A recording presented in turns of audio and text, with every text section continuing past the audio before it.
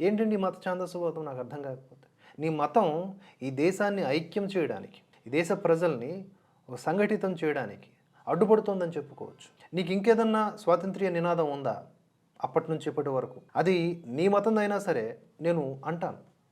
అది అసలు ఇందులో ఒక మతం ఎందుకు తీసుకొస్తున్నావు? ఈ దేశాన్ని ఒక తల్లిగా చూడడం తప్ప. తల్లిగా చూడడం అంటే నిజంగా తల్లిగా చూడడం, ఆ భావం అర్థం చేసుకోరు ఈ మూర్ఖులు. ఇంత క్లియర్గా వీళ్ళు ఉన్నారనమాట.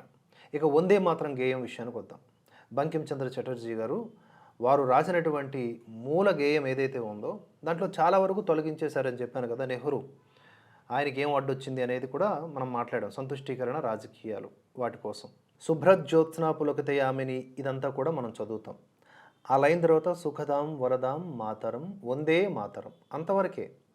తరువాత కోటి కోటి కంఠ కలకల నినాద కరాలే, కోటి కోటి భుజైరుధృత కరవాలే, అబల కేయనో మా ఏతో బలే, బహుబలధారిణీం నమామి తారిణీం, రిపుదల వారిణీం మాతరం వందే మాతరం. తిమి విద్య తిమి ధర్మ తుమి హృది తుమి మర్మ త్వం హి ప్రాణాః శరీరే, బాహుతే తుమి మా శక్తి హృదయే తుమి మా భక్తి, తో మారయి ప్రతిమా గడి మందిరే మందిరే వందే మాతరం.